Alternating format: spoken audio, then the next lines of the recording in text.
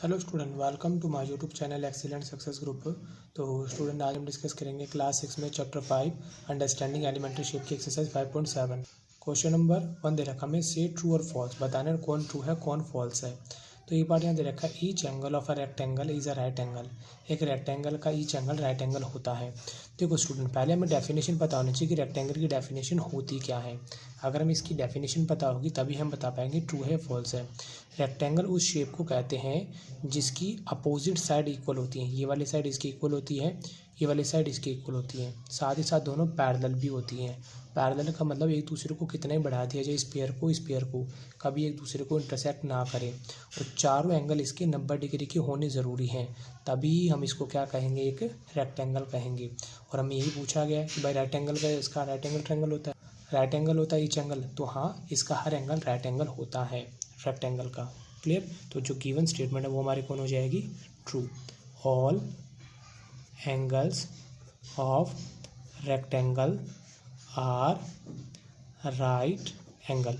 इसके चारों angle right angle होते हैं। ठीक है, ये हमारा ये पार्ट हो गया। B part, opposite side of a rectangle are equal in length. जैसे कि मैंने बताया अपोजिट साइड क्या होती है, इसकी इक्वल होती हैं। और यहाँ पे हमें यही बात ही गिवन है, तो ये भी स्टेटमेंट हमारी कौन हो जाएगी, ट्रू हो जाएगी। Rectangle has opposite side equal. Opposite side क्या होती है, इसकी इक्वल होती है, तो ये स्टेटमेंट हमारे कौन होगी, ट्रू होगी। अब डिस्कस करेंगे इसका सी पार्ट। सी पार्ट में बोला गया है the diagonal of a square perpendicular to one other. देखो स्क्वायर की डेफिनेशन क्या होती है, पहले हमें ये समझ लेना चाहिए। स्क्वायर उस क्वाड्रिलेटरल को कहते हैं जिसकी चारों साइड एक दूसरे के बराबर होगी। अगर ये 4 सेंटीमीटर तो ये भी 4, ये भी 4, ये भी 4। ठीक है, इसका भी ईच एंगल 90 डिग्री का होता है, किसका, स्क्वायर का।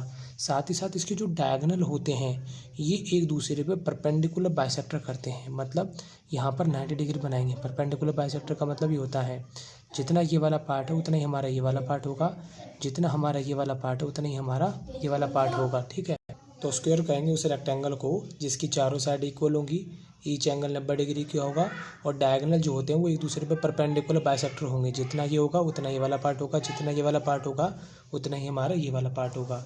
तो जो गिवन स्टेटमेंट हमारी वो कौन हो जाएगी, ट्रू हो जाएगी। तो यहाँ पर मैंने मेंशन कर दिया diagonal are perpendicular to each other. Diagonal एक दूसरे पे क्या होते हैं, परपेंडिकुलर होते हैं।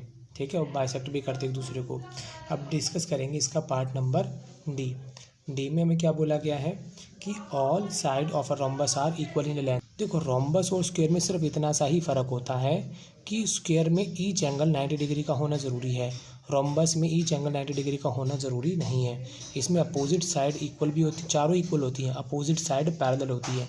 इन दोनों को बढ़ा लिया जाए, जितना मर्जी बढ़ा लिया जाए, कभी एक दूसरे को इंटरसेक्ट नहीं करती। ये ना ये दोनों लाइनें, ये दोनों लाइनें भी, और चारों साइड इक्वल होती हैं। स्क्वायर में ईच एंगल का 90 डिग्री होना ज़रूरी है, इसमें ईच एंगल का 90 डिग्री होना ज़रूरी नहीं है।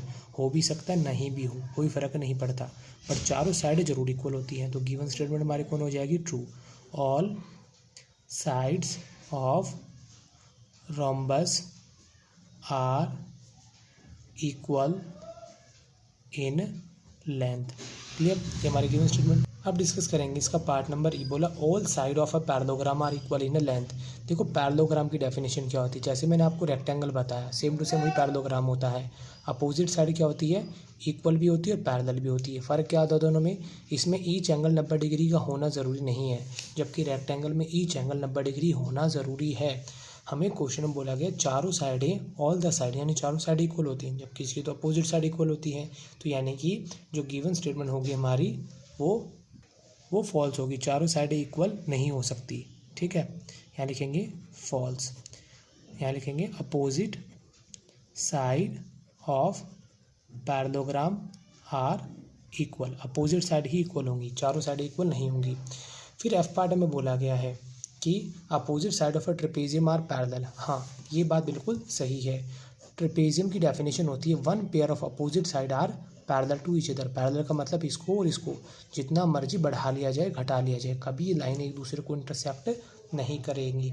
ठीक है, तो इस स्टेटमेंट का आंसर कौन हो जाएगा हमारा, ट्रू। लेकिन इसमें सिर्फ वन पेयर ही क्या होता है, पैरेलल होता है। दोनों पेयर पैरेलल नहीं हो सकते। अगर यहाँ पे लिखा होता है ना वन पेयर, तब तो मैं लिख देता ट्रू, बट यहाँ बोला अपोजिट साइड, तो ये दोनों तो चलो पैरेलल हैं, बट ये दोनों तो पैरेलल नहीं है, तो इस वजह से इसका आंसर ट्रू ना होकर क्या होगा, फॉल्स होगा, क्योंकि इसमें दोनों पेयर अगर पैरेलल नहीं होते, वन पेयर होना ज़रूरी है, दूसरा हो भी सकता नहीं भी हो, तो इस स्टेटमेंट को हम ट्रू ना कहेंगे, क्या कहेंगे, फॉल्स कहेंगे। तो इसको लिख देता हूँ मैं। तो स्टूडेंट इसको मैंने मेंशन कर दिया है कि one pair of opposite side trapezium are parallel, सिर्फ वन पेयर ही होता है, अपोजिट साइड पैरेलल नहीं होती है। तो इसी के साथ हमारा क्वेश्चन नंबर 1 यहाँ पे कंप्लीट होता है। उम्मीद करता हूँ स्टूडेंट आपको क्वेश्चन समझ में आ गया होगा। अगर आपको वीडियो पसंद आया तो वीडियो को लाइक करें, शेयर करें, कमेंट करें और इस चैनल को जरूर सब्सक्राइब कर लें।